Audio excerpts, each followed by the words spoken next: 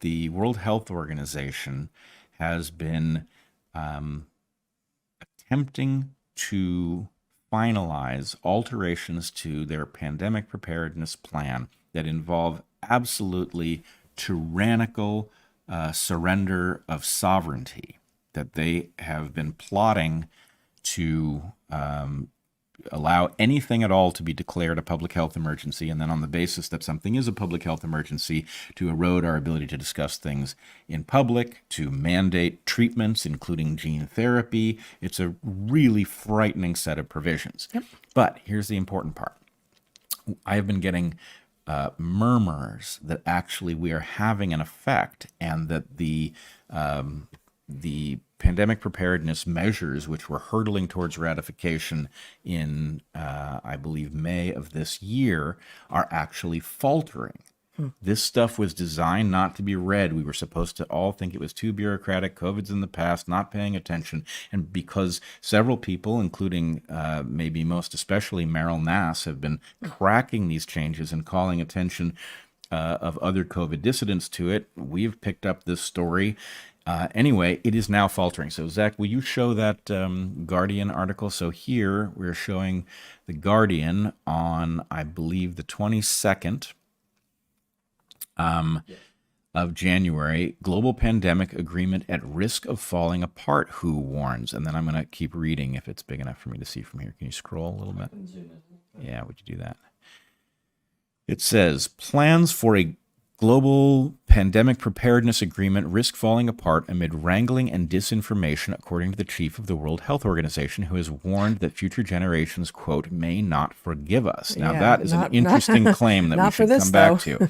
Shaken by the COVID-19 pandemic, the WHO's 194 member states decided more than 2 years ago to start negotiating an international accord aimed and ensuring countries are better equipped to deal with the next health catastrophe or to prevent it altogether. Interesting. The plan was to seal the agreement at the 2024 World Health Assembly, the WHO's decision-making body, which convenes on the 27th of May. However, Tedros, whose second two names are tougher to pronounce, says the WHO's Director General said the momentum had been slowed down by entrenched positions and a torrent of fake news, lies, and conspiracy theories. So he doesn't call us out by name, but he certainly mentions our effect. Mm-hmm. He warned that if nobody was prepared to seize the initiative or give ground, the whole project was at risk of going nowhere.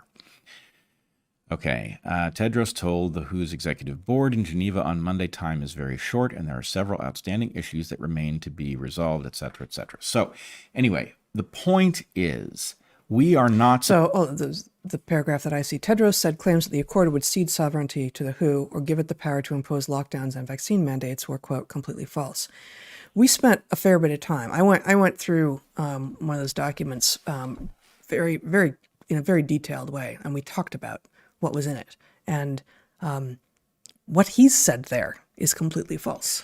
Well, so Tucker surprised me by showing me Tedros claiming this on video, that there was no surrender of sovereignty. And I then went back later and listened carefully to what Tedros said. And it's very interesting.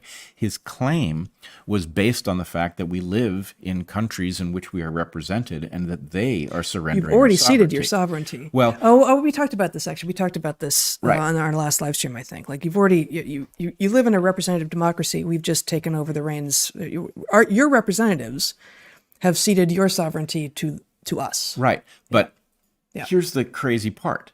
Tedros is now saying, well, the thing is in danger of faltering because of lies and misinformation.